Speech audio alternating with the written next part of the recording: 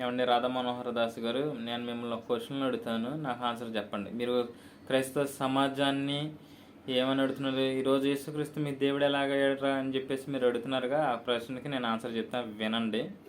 యేసుక్రీస్తు మాకు దేవుడు ఎలాగయ్యాడంటే, మీ దేవుళ్ళలో లేని పరిశుద్ధత మా దేవుళ్ళు ఉంది కనుక ఆయన మాకు పరిశుద్ధుడైన దేవుడు అయ్యాడు.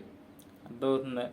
యేసుక్రీస్తు మాకు దేవుడు ఎలాగయ్యాడంటే, మీ దేవుళ్ళలో లేని క్లీన్ క్యారెక్టర్ ఏదైతే ఉందో, ఆ పరిశుద్ధమైన చూపు, ఆ పరిశుద్ధమైన స్వభావం, ఆ పరిశుద్ధమైన ప్రవర్తన, ఆ మాటలు, ఆ పనులు కానీ ఏవైనా కానీ పరిశుద్ధమైనవి మీ దేవుళ్ళో లేవు గనక యేసుక్రీస్తు మాకు దేవుడై ఉన్నాడు.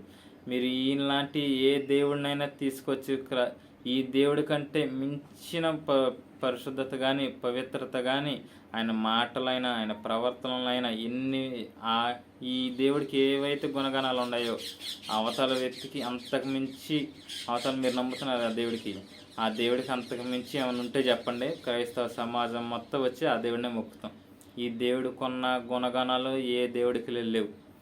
ఇది నా గ్యారెంటీ. ఇప్పుడు నేను చెప్తున్నాను. నేను మిమ్మల్ని 2 క్వశ్చన్లు అడుగుతాను, దానికి ఆన్సర్ చేయండి.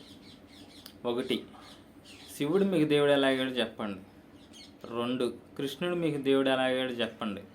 ఈ రెండింటికి మీరు ఆన్సర్ ఇవ్వండి, అప్పుడు చూద్దాం. God bless you.